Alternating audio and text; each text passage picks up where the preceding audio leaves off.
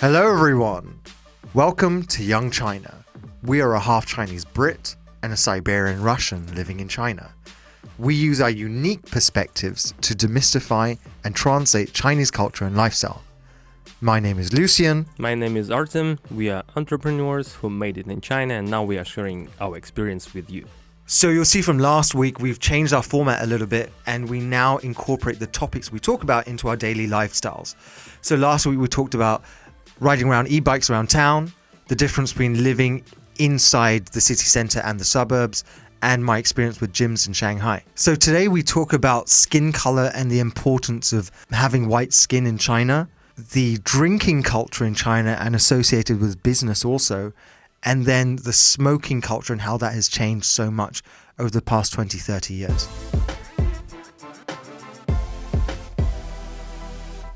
How are you doing recently? Yeah, I'm pretty good, thanks. As you know, I went away for a couple of months before to film a TV show called The Day I Ran China. It's a joint venture between the Discovery Channel and Mango TV, the most popular network in China. And the first few episodes have now come out and the response has really been amazing. But what's really interesting... Where people can watch it? So people can watch it on the international Mango TV app, which I will put a link for inside the description of the podcast. Okay. And also it will start to air on Discovery Asia within the next few days. And once that comes out, I will share with everyone. Well, one of the things that I think is really interesting is that there were 10 of us and 12 cameras. And, you know, we're shooting about 300 hours of footage per episode. And that gets completely compressed into 45 minutes.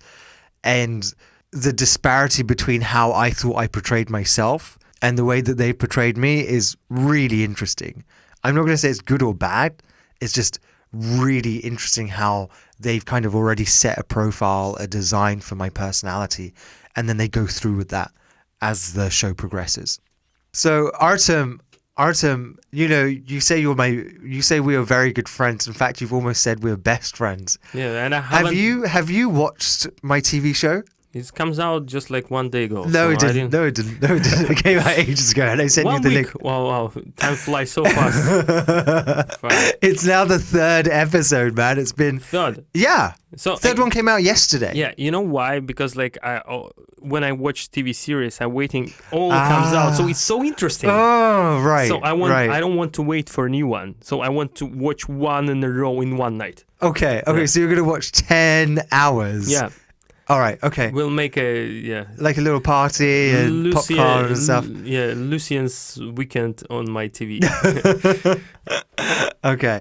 And it's really cool because actually the other contestants, they're friends. They were like holding parties. They were like really like posting their stuff on Facebook and WeChat and Instagram like about their friend, the contestant on TV.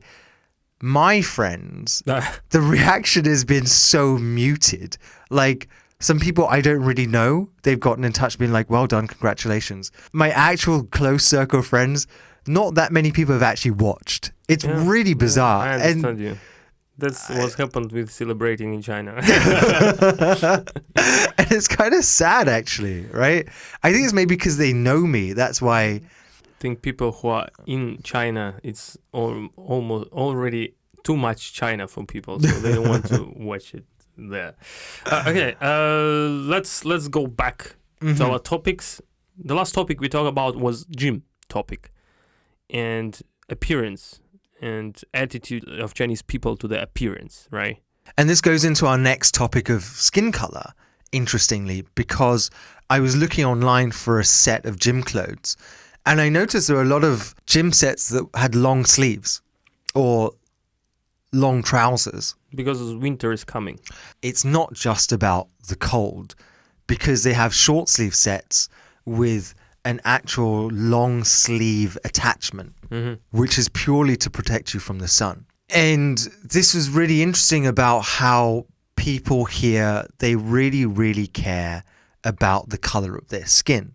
Even me, I didn't notice when I first time to China how important it is for Chinese people to be white. Not only for Chinese people, it's Asian thing, right? It's like in Japan, in Korea, in Thailand, all their, like, if you check advertisements and all this fashion magazines, all people are white. I always remember when I was younger and we'd go traveling and you'd always see Japanese tourists and they're like, you could barely see their eyes. They were just like covered up like head to toe. I always thought it was such an interesting thing to do because, you know, we always traveled in the summer when it was really hot, wherever it was, you know, Greece or Italy. And you'd see these Japanese tourists just so covered up. I always used to think, God, they must be so hot. Why are they covering up? I think now I understand because culturally in East Asia or So now all of Asia, Japanese tourists was changed to Chinese tourists everywhere. And they basically. do the same. Yeah. And on the streets you can see people, even the weather is not that hot. They getting these umbrellas when it's like sky super clear. Yeah. Like all people with umbrellas. And if you go to the beaches, like bikini is not Chinese style, not because of Chinese girls are so shy, just because with bikini you can very easily get tanned, which is not good thing for Chinese girls. Yeah, and also very famously in Qingdao, Yeah. there's a thing called I think it's called a face kini. Yeah. Right, and it looks like a Spider-Man mask. Or like, well, they're going to rob the bank, you know, this IEs, usually like IE wearing this mask, like covering the whole head and your face. So it's really hard to find for girls cosmetics without whitening effect. Now it's better, but sometimes even buying the shower gel and then it's like with whitening effect, even for men, you know. So like they really care about the skin color. And how do you protect your skin color? You're pretty dark, man. How can you be so like handsome guy still in China if you're a bit dark? Well, so the reason I'm so dark now is because I was filming in the countryside for such a long time. No, when I met you first time, you also was quite dark. But this is actually something that's really interesting because I never cared about this color of my skin before I came to China. You know what I was think for the first time when I met you? I was thinking you're like Indonesian or like a Philippine guy, something like that. Right. Because of your color of your skin. Okay. This was the first reason why I think like that. Well, I'm not. I'm half Chinese and I'm half Indian. And I think that explains why my skin color. But you know what? Like back in England, I never cared. I never cared about my skin color. But here, I now I care more because I think Chinese people, they do say things to you on an instantaneous reaction. They're like, "Oh, 你好黑哦," which just means, "Oh, you're really dark." Particularly in summer, right? Because you tan. But also because once I started doing emceeing events, like hosting events, I started to become more self-conscious about it. Not for myself, but because I felt that I would get less work because of it. And I know this MC, she's this really beautiful girl, very professional, lots of experience. I remember her telling me this story about how she went for an interview and the person interviewing her said, "Have you been on holiday recently?" Which basically is implying, have you been out getting tanned, right? And eventually she didn't get the job. And that kind of planted a seed in my head. But I think also that does apply also if you're Chinese, right? But if you're noticeably a foreigner, then I think being dark doesn't really matter. No, actually it happens to when I on my first job before, when I went for traveling or something and come back and my Chinese colleagues said like, "Oh, you went for traveling?" I said, "Yes." Your skin got darker. Yes. You better protect yourself next time. You're so white, you're so handsome.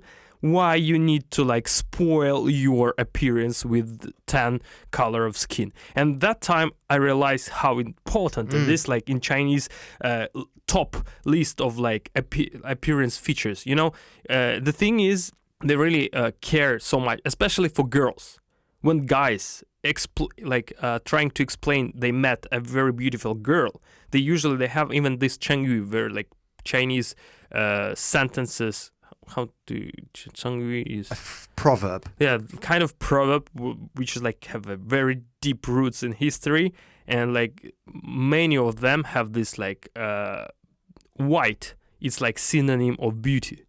So when he said like, when I sharing with you which girl I met, like very beautiful girl, I can say like she has a good body, she's like tall, legs and boobs, ass, whatever, like face. But I mean like if we talk about appearance, but I don't think I will ever mention about her skin color. But for Chinese people, it's like in top 3, I think. I can say agree. like, wow, she's tall, she's like has a good body, and she's white. It's like white is one of the things. So the thing is, even the girl is super beautiful, but if she like have a darker skin, she like losing, I don't know, maybe 30% of her beautiness. Beauty. Yeah. Okay, so Artem keeps saying that I'm really dark. I think partly as a joke. It's not a joke, maybe because for maybe for you because you're like a snowman from Siberia, right? No, I mean like we have a lot of national minorities in Russia, and like a lot of guys from Middle East, but most of people still white. And this is not bad thing. The thing is like, yeah, I just like mentioned when I will describe you a girl and say some features of her beauty, probably if she tanned, I will mention this, because for me tanned girl is more beautiful. Well, anyway, so and not only for me, for Russian people. Okay, we'll get to that. We'll get to that part in Young Russia when we start recording that podcast. All right, great. Yeah. But yeah, as I say, I'm actually not that dark. But then at the same time, when I have been dark compared to not, being tanned in summer, I don't feel that my chances of work have ever been decreased. Even with very superficial work like hosting events, being an MC, or doing any video stuff, I don't think that's ever been a problem for me. And I put that down to partly being really good looking, but also... I was joking. I'm not going to put that in. We can't put that in. We can put it. But I put that down probably to 2 things. One, about me being a foreigner, so it's okay whatever I look like. And 2, I'm not really sure people care about skin color as much as we think they do. I don't know. Sometimes I think it's not that important, but then something like, for example, few of my Chinese girlfriends was quite dark. I mean, like for Chinese standards. And some of my close Chinese friends, guys, they said like, don't you think she's a bit dark? And this was interesting for me. So they didn't have any like goal to offend me or something. Just like they, frankly speaking, their own opinion, that they really cared about the skin color. That actually reminds me of an ex-girlfriend I had. And one of the defining points of our relationship, or her personality, was her real focus on skin color. And she was pretty dark, but she was also very beautiful. And she told me about how when she was growing up, people would be like, you're so beautiful, but you're so dark. Right? So, 你很漂亮, 但是你好黑. Or they call her like, or they would compliment her by calling her like a rose. Right? But like a black rose. So they'd be like,你是个黑玫瑰. Which is black rose. Yeah. And so everything that people said to her was kind of tinged with color. And I think, she's 32. So 30 years ago, 20 years ago, things were still very much color based, and so much less now. Ultimately, though, it's very interesting how it can work down into someone's psyche, because she really noticed it. And then that other girl that I mentioned previously, the MC, she also cares a lot about her skin color, right? She knows that in the industry she's a little bit darker than everyone else. And so she uses whitening creams and stuff like that. And I mean, from my perspective, I think it's a little bit sad, but that's just the reality here. I think it's easy to explain why it's like this. We didn't talk about this. So it's just like coming from history. If you have a white skin, it means you are not a farmer. You're not working outside every day. but it's fair for Asia. For example, in Russia, when we have like half of a year like a snowy weather, and like even we have sun, it's not like getting you tan. It means like it's changed. Before, like 100 years ago, if you check like all this high level people, they all was white and use even whitening powder, all the things, like the same in whole Europe. But in 20th century, when like in Soviet period and Russian like period, if you are tanned, it means you are successful.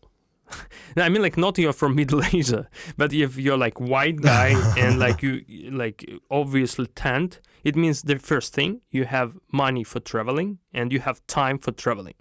Because like tanned guy in Russia means like you're going to the south of Russia, at least to the Black Sea, or you're going abroad and you have time for this.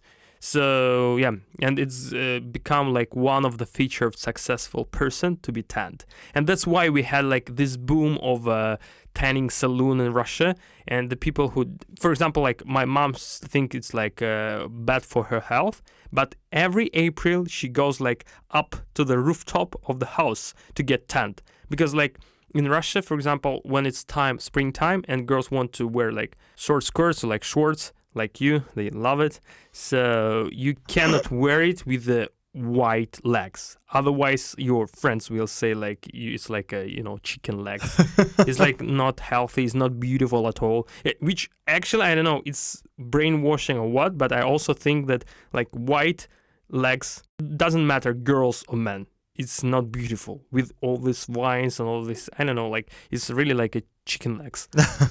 That's like how different culture is. You know? Yeah, sure. I think that's really interesting how you talk about what having dark skin denotes, because what's really interesting here is that more and more there is this idea that dark skin is now 健康 or healthy, right?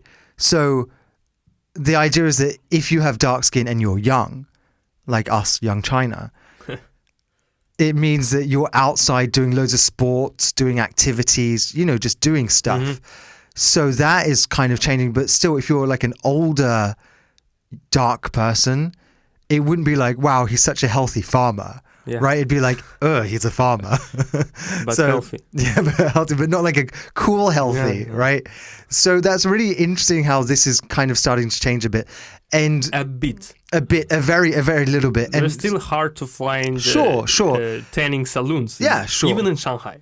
So whenever I go to a lot of fitness events, and the big influencers at these fitness events, they are noticeably darker than everyone else, but they also are very noticeably athletic. And so it's kind of okay. Like you can't be fat or skinny and dark.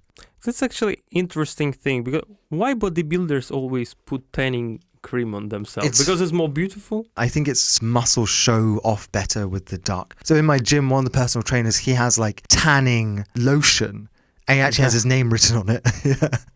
But anyway, going back to that point, it's interesting how you can be dark and young and athletic. Then it's part of the whole healthy package. It's not only athletic, it's actually also think about now underground culture. Many like youngsters, they want to like rebels. They want to show off. They want people recognize you. You have 1.5 billion people around you, so you need to somehow be different. Yeah. And then like all that, if you go to, I don't know, like underground clubs or like hip hop clubs, a lot of girls especially, and they also putting this tan creams or like they going to tan saloon, and then tattoo and like it's kind of also underground culture. I think that's an underground kind of hip hop culture, which is a pretty interesting phenomenon, and we should really talk about that at one point. It's like a rebel, because like these guys also, for example, they wearing green hats, which is really they wear lumans. Yes.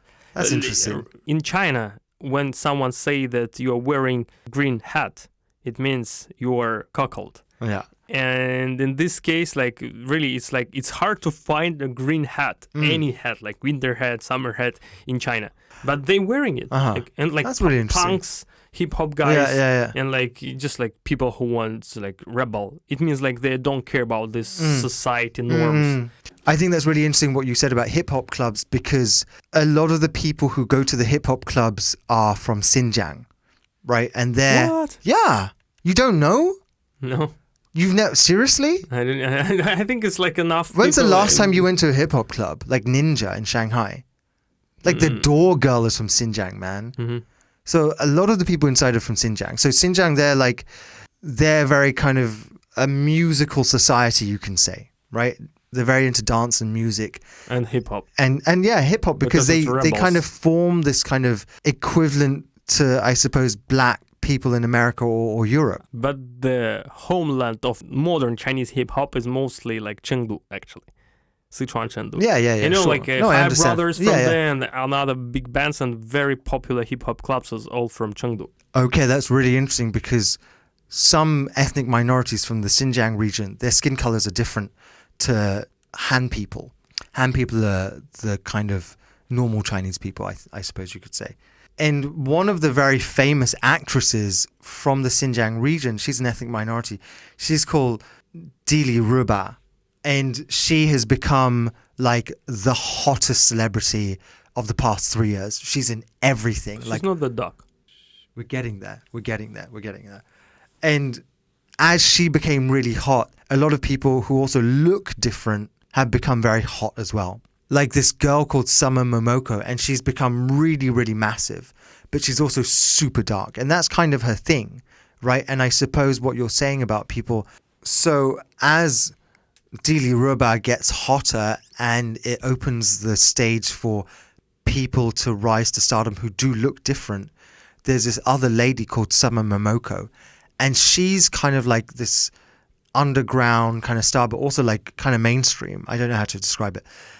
And she's dark, like really, really dark. And I suppose in the way that you were talking about all these younger girls, they go to hip hop clubs and they want to go get tanned. Maybe it's because of idols like her. But again, that's a very isolated case. Like, she is a character in a sense, and she's like this cool person who looks different, and she's very dark. But I don't think that would ever be a mainstream. It's certainly not for the next 20, 30 years. I think I have a very good comparison how Chinese girls care about their skin color. It's still very important. The same like girls in the West still care about the weight, you know, to be skinny. Yeah, now it's like a big trend about body positive, but still many, many, many girls want to be skinny. And they like think about every day, and they like reading about it every day and watching all this like advices, blah, blah, blah.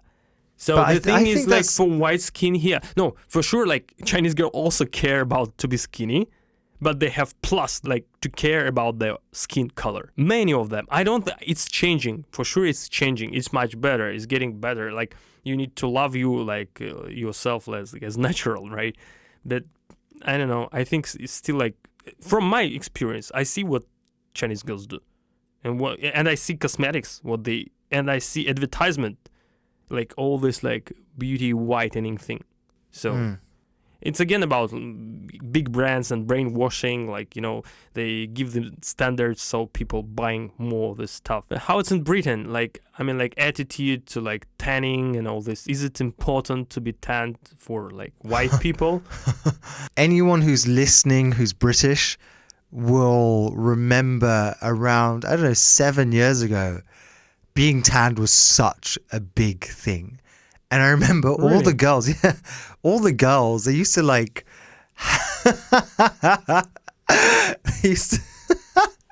I can barely talk about this because it's so funny. Everyone used to be tanned, like everyone was just like bright orange, because we had these 2 TV shows, one called Jersey Shore from America and one called The Only Way is Essex. And there the stars were like just covered in both makeup and tanning lotion. And so I don't know how it influenced the whole generation, but suddenly all the girls in England had loads of makeup and were really heavily tanned. I remember when you'd go on a night out because obviously in a club you'd sweat, right? So you'd actually see like these streaks of orange like coming off their faces. Yeah, the same in Russia. The same in Russia. So funny. Yeah, it's not natural color, tan color. They're using these creams. Yeah. I think it was around the same time that like very defined eyebrows became a thing. Yeah. You know what I mean? Yeah. Like really like brush these trend, eyebrows. Yeah. I must have been all over the world then, if it was in England and in Russia. But I remember very clearly. Yeah, no. That's super interesting, actually. While like girls in the West trying to be very dark with all the things, Chinese and like Asian girls are struggling to be white. Like two different planets. But that's the whole point, right? Of people like. You're never happy with what you want, and you always want what other people have. One thing actually is interesting, what Chinese people say when I say, like, I prefer to be tanned. I like to be tanned. It's good for me and good for color and good for health. They say, like, it's different. When you white guys got tanned, you have a different color. We are, like, originally yellowish. So when we got tanned, it's not that beautiful. That's what Chinese people say. That's why we don't like it. But it's a bit different for sure. Like effect of tanning for different skin color is different. But I don't know. I still think it's quite attractive when person a bit tan.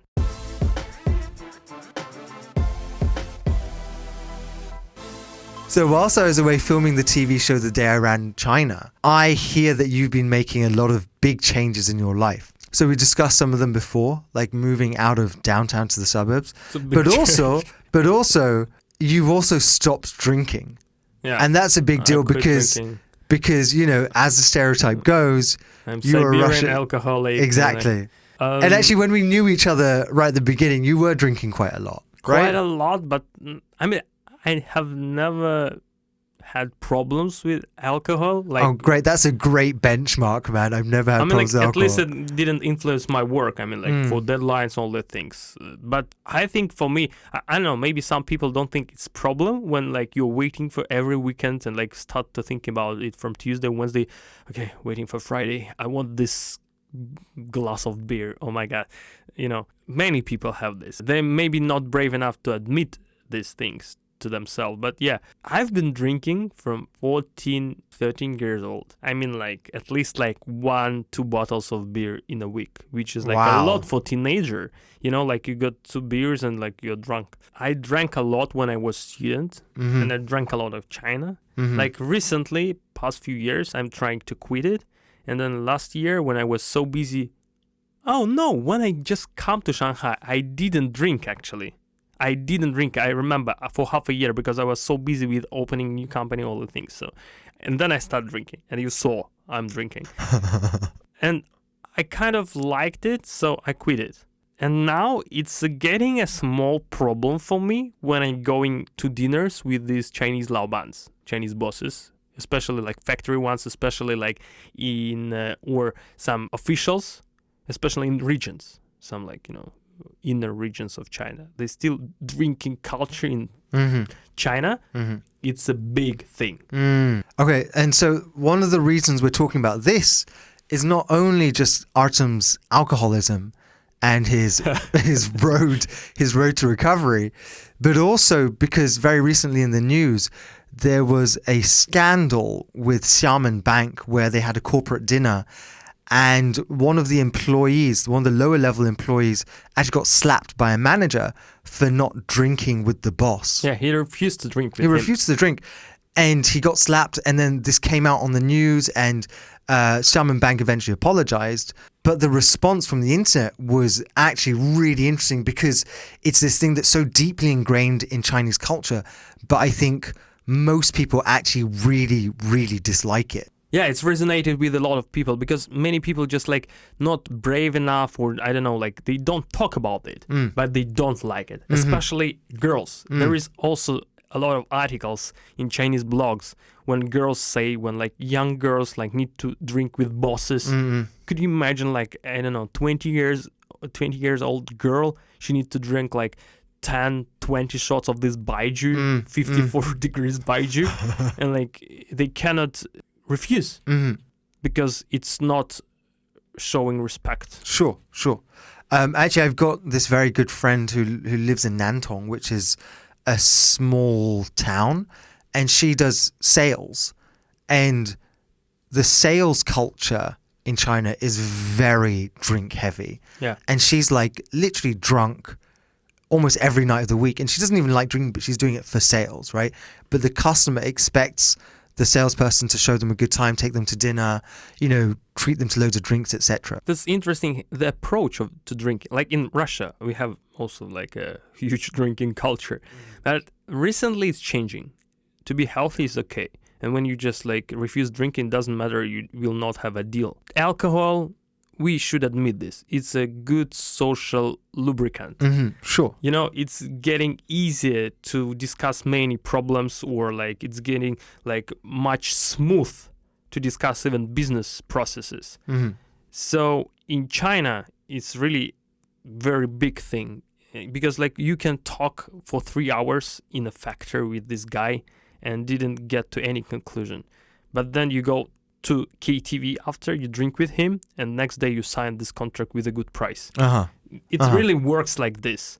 But it doesn't mean like if you refuse to drink with him, you will not. The thing is, you need to find alternative. I mean, like you should find another way to his heart, The thing, like if I want to get closer with a Chinese partner or like Chinese friend, it doesn't mean like I should drink with him. Just like find another way. I don't know, invite him for a Russian dinner at your home, like or give some gifts, or go out for like mountain biking, whatever.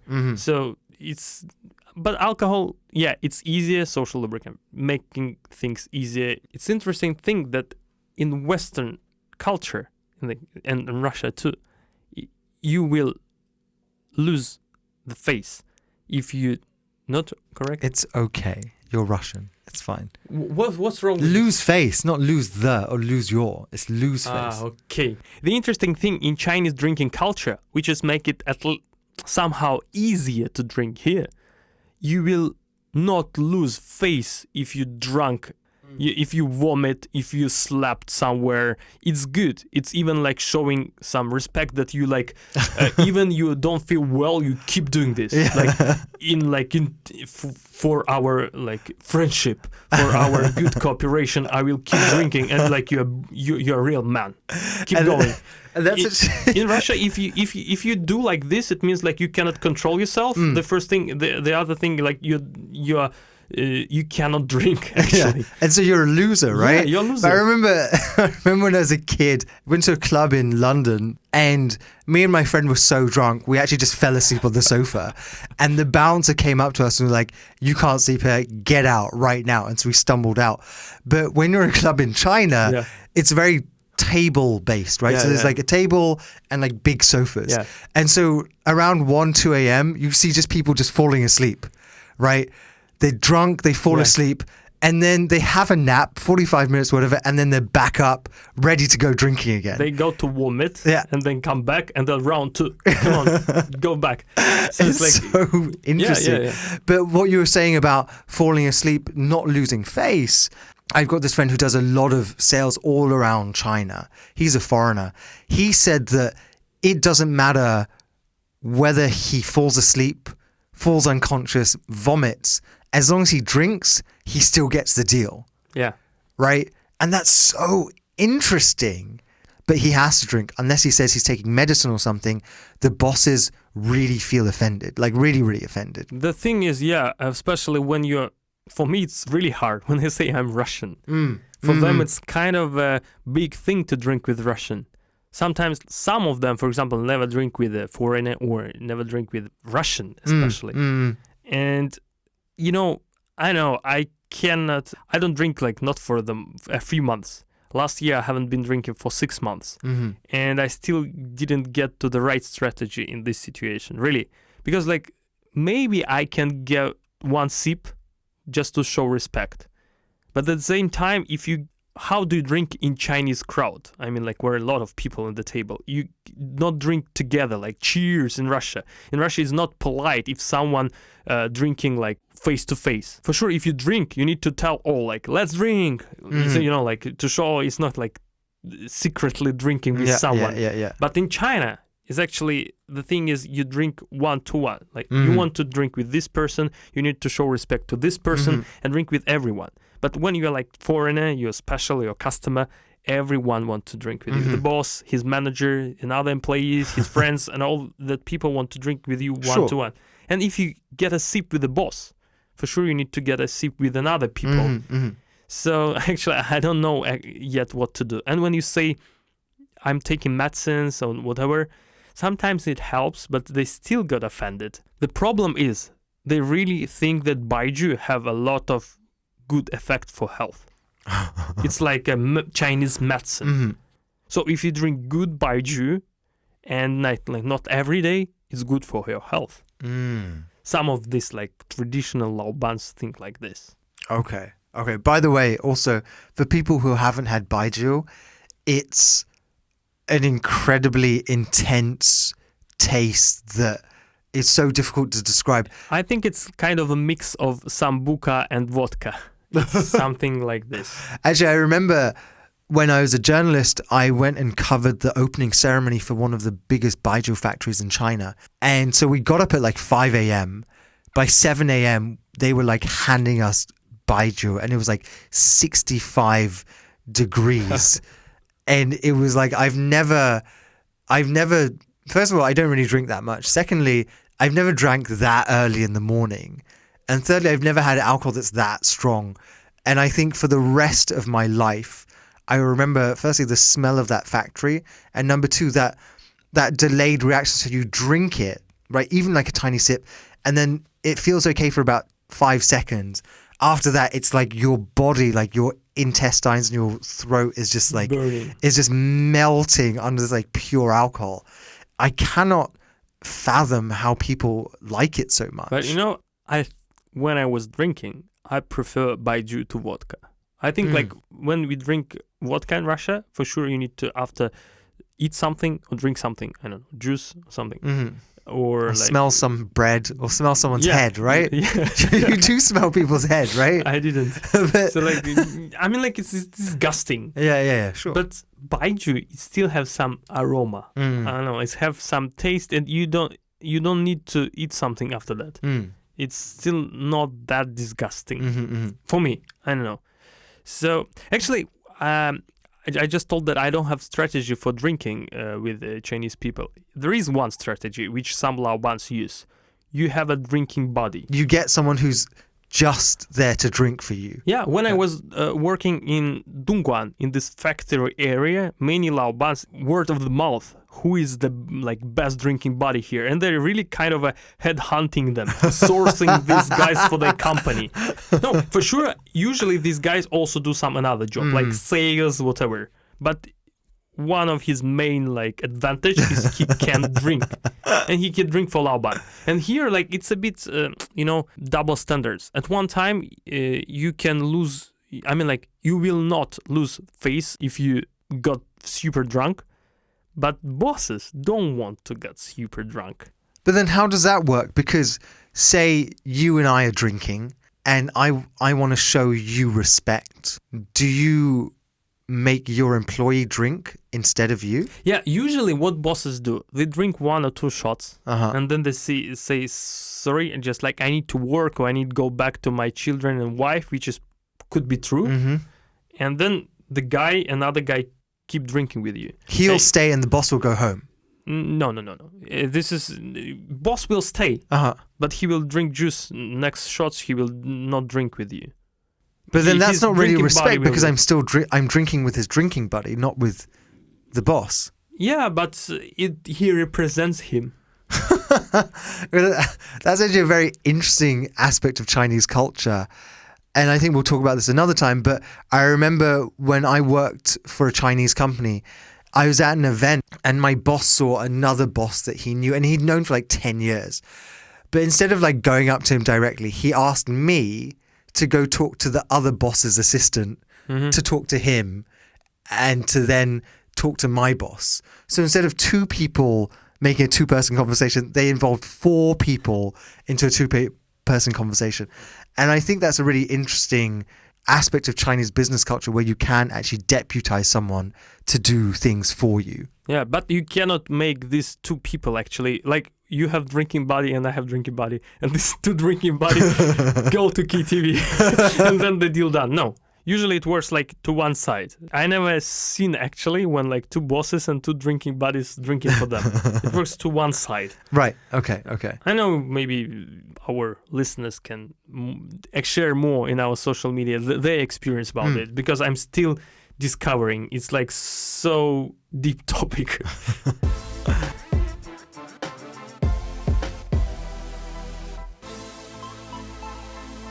And so when you're drinking, inevitably, you're also smoking, especially in China. Mm-hmm. Let's talk about the smoking culture in China. I think that's a topic that. Yeah, I also want to talk about this because you don't smoke. But when we went to the hair salon last time with you, the hairdresser offers you one cigarette. And to me too. And I declined it, and you accepted it because, like, it's showing respect. Well, because you don't. And you smoked it. Well, because you don't know. Because you don't know him, right? And I see him all the time, so I felt it was like a sign of respect. You.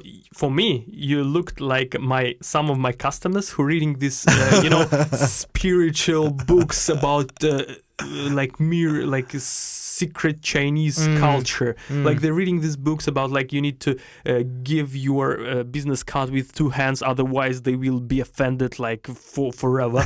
Or like if they give you a cigarette, you need to accept it and smoke it. And sometimes I see my customers on factories, I go with them for negotiations, they smoking this cigarette but they never smoked, and it's like they're like, I don't know, they color and it's strong. Chinese cigarette is super strong and different with European cigarettes, and they're like their face colors change. And they still, because they think it's so important. I don't think it's that important. For sure, like the cigarette thing, it's like in Russia before. I mean, like drinking culture in China is a big thing, but in Russia we even have this phrase like, do you respect me? Yes, then drink. Here, like, do you respect me? Then smoke. And any time in China when you have these small talks with the baoan, is like security or delivery guys, they every time like offer you a cigarette. So it's just like a polite thing. Yeah. And what should you do? Sometimes I decline. You should take it and put you in the pocket. That's okay, I think. Yeah. I mean, you're right. You are right. You love to smoke. That's why you smoked, actually. And you use it like an excuse, huh? Well, actually, I've been coming to China since I was a kid, 5 years old. Yeah. And God, every guy, and I mean literally almost every guy would smoke. Like back then, it was like you could smoke anywhere. Inside restaurants, inside hotels, inside buses, I think, right? And the thing is, the buses, exactly. 10 years ago in Changchun, which is like quite big city, 5 million people in the capital of Jilin province. And I smoked in buses. That time I smoked. Actually, I've been smoking for 7 years, before 21 or something. And I smoked in buses because everyone just opened the window and the driver was smoking. Passenger was smoking. Everyone was smoking. No, I mean, like, it doesn't mean like every time, but no one was surprised if someone like opened the window, if you sit by the window, and they start to smoke. It's okay. It's incredible, isn't it? It's so incredible. And they smoked in McDonald's, I remember. Wow. There was Guilin one of the first McDonald's in Changchun. People just were smoking McDonald's. Wow. I mean, it's changed so much in Shanghai. Yeah. But it hasn't changed that much outside of Shanghai. And in Dongbei restaurants in Shanghai. You will know this is exactly true Dongbei restaurant, like Northern East restaurant, like when guys start to smoke in restaurant. So the thing about Shanghai is that it's officially not legal to smoke inside, but a lot of places, they still do let you, especially on the outskirts. But once you go like outside of Shanghai to smaller cities, it's the same as normal. Yeah. As in like people smoking everywhere. We just was cycling around Zhejiang and Jiangsu province, and we stayed in some hotels Every hotel have this smoke, even good hotel. Like it's like they smoking everywhere. Yeah. So what you're talking about, like giving cigarettes as a polite thing. So I went to Hunan for Chinese New Year before with my friend. I remember one of my friend's relatives, he didn't even smoke, but he bought a packet of cigarettes just to hand out cigarettes to guests and family. Because the Hunan is the main producer of cigarettes in China. Is that right? And there's like the epicenter of smoking. Oh, I didn't know. Oh, really? Yeah. But what's interesting is that, he didn't even smoke. But as a part of the politeness and the culture, he was buying them just to give to other people. The interesting thing that, like, I heard I think it's like a myth. It's not true, but there is a government monopoly. It's true. It's government monopoly in tobacco in China. And the thing is, I heard like the budget from the cigarettes, all profits goes to Chinese army. So like the more nations smoke, the stronger army becomes. I'm not sure. I haven't found any. This is how we get banned from Himalaya again. Smoke to protect your country. No, but actually it's just released. Yeah, last week I saw this news that Chinese government want to reduce the smoking part of people to 20% of nation. Now it's like, actually I was surprised. Now it's not more than 30% or something like this. No, really? I was also thinking. So in Russia, it's like 70 or like 60% of people smoking. What? In China, it's not that much. Really. One thing is important thing, women smoking. Not that many women smoking in China. In Russia, a lot. Women smoking in Russia it's bigger problem than men smoking. Ah, really? I didn't know. I had no idea. But I would say also, like, the people that you see outside, they smoke, right? I mean, like... A lot. And I can't believe it's like only like 30% of people. It's like, when you see, it's like 80%. Yeah, it looks like everyone. But I feel that a lot of my male friends, they don't smoke. Yeah. A lot of my male Chinese friends. Whereas, when I was a kid, I remember like my dad would take me to like the offices that he'd, be doing meetings in, and just everyone was smoking, everyone. And it's been one of my most prominent memories actually of China, just smoking, because everyone did it. Just like, because it's a lot of people and they smoke everywhere. That's the thing.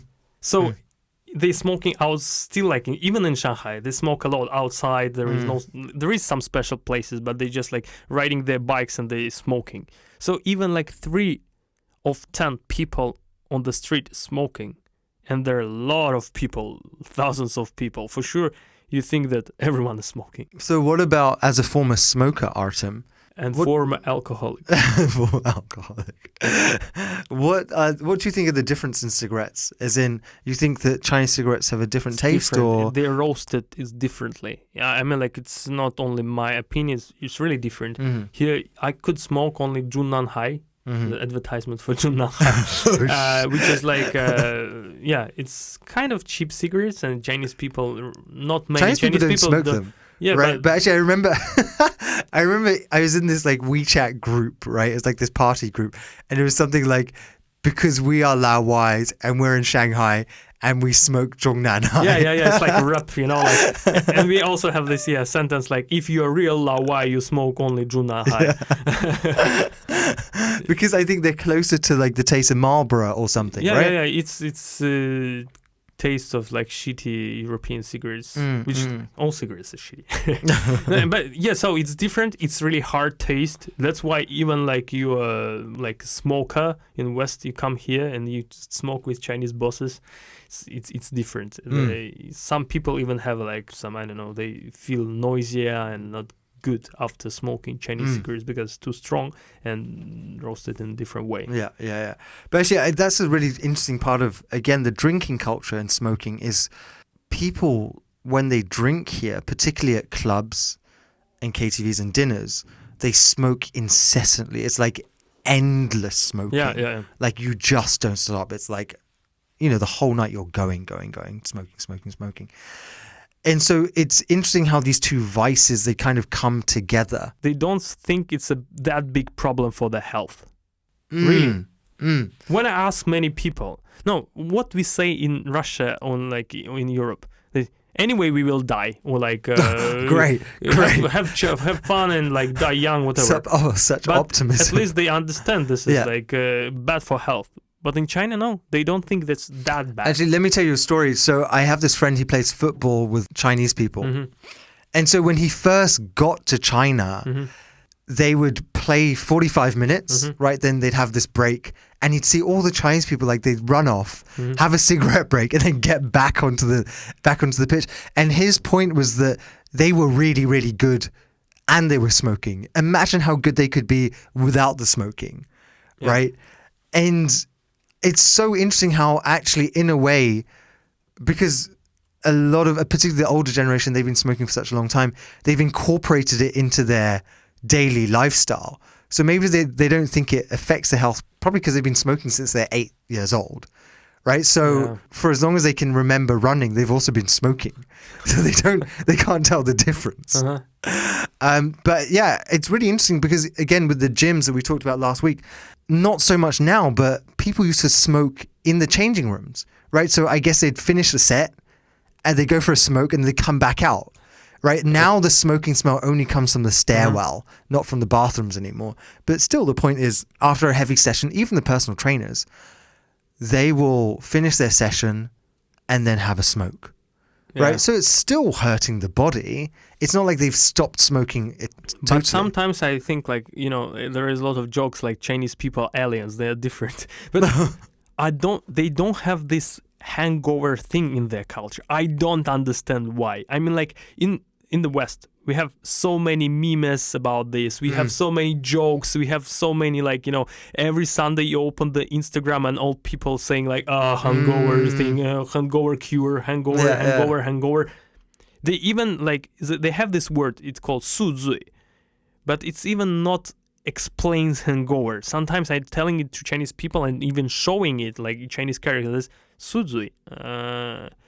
Really, when I see my colleagues after big parties coming back on work, they are maybe not that fresh, but they're not like, European style hangover. Yeah. I don't understand why. It's different, like body. I don't know. It's or they because of they eat or they drink too much tea. I don't know really. Right. So racism. We had some sexism earlier. So okay, we're ticking all the boxes. Great, good. No, but really, don't you think like they don't have hangovers? I've never thought about it, actually. They go to work after this crazy KTV stuff. They come to work and they work like properly. And I look, I don't know, on the faces, not like any signs that they was drinking heavy yesterday. No, for sure, I have Chinese friends who say like, I don't feel good, like I drank a lot yesterday. But they're still not like dying from hangover like weak Westerners. But maybe it's because they vomit and they're okay. Yeah. What do you think?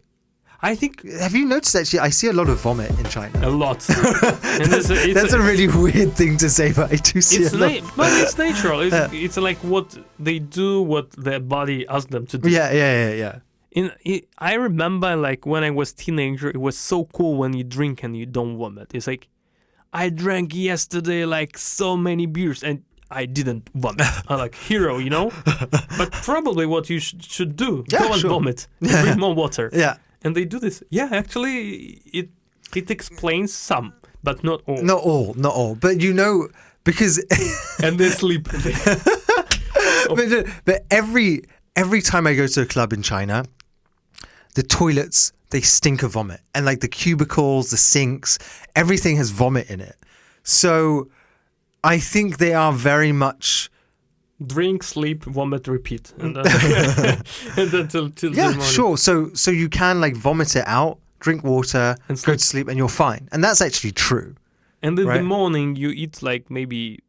I think their food is more healthy in the morning, like this light baozi or zhou. Zhou is amazing thing. Porridge and dumplings. Like, it's not porridge. It's like. Zhou is porridge. No, rice porridge. It's called kongi. Kongi? Now you're still using a non-English word. Kongi. Kongi. What? I我的妈呀. Congee. Yes, it's a How do you pronounce? Cantonese word though, isn't it? Yeah, konji. Yeah, this is a proper word for this. Yeah. Like I'm a Guangdong person, spent 7 years. Like you cannot call it porridge. It's like it's rice. It's rice porridge. It's rice kongi. Konji. Konji. Okay, kasha. In Russian we say kasha. Easy word. Russia. Okay. Look, I think we're almost done here. What do you think? Okay, so I think like it's enough about bad habits. Let's talk about the good habits so we don't... No, we talked today like about bad habits and tanning and white skin, which is not bad. So we're now running a strategy to see whether we get banned again from Himalaya. But at the same time, because this is now pro-Western propaganda, we'll get pushed up by Spotify and Apple Podcasts.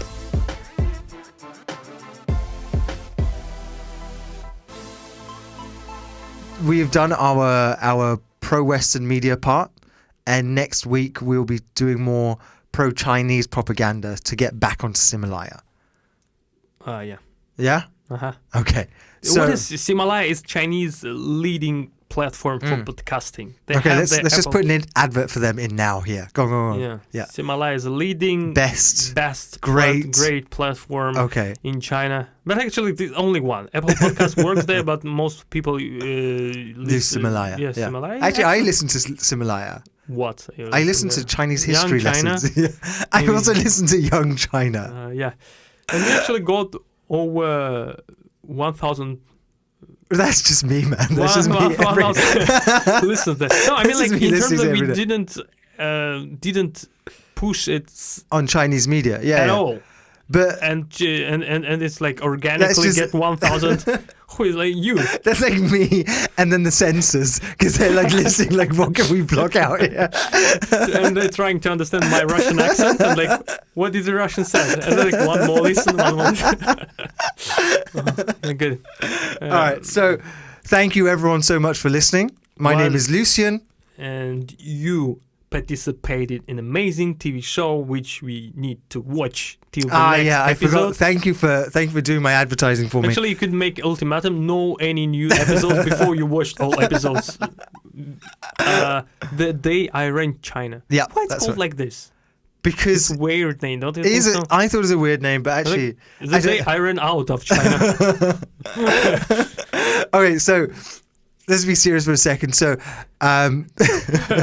thank you all so much for listening. I still cannot calculate how many people listen to us. Probably a few thousand, but like it's because like we have so many different platforms and all these VPNs. Thank you everyone so much for listening, and please leave your comments and feedback on our Instagrams and LinkedIns.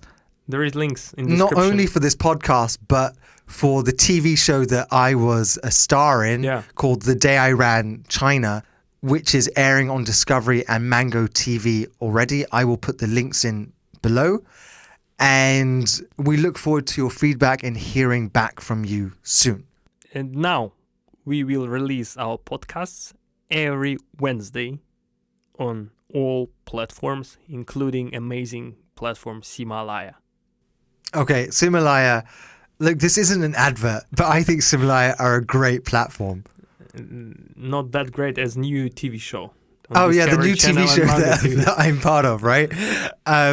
Please do watch that because it shows 10 young entrepreneurs who are in China, like Young China, going all around China and exploring the urban revitalization efforts. And do you remember who recommended you this show?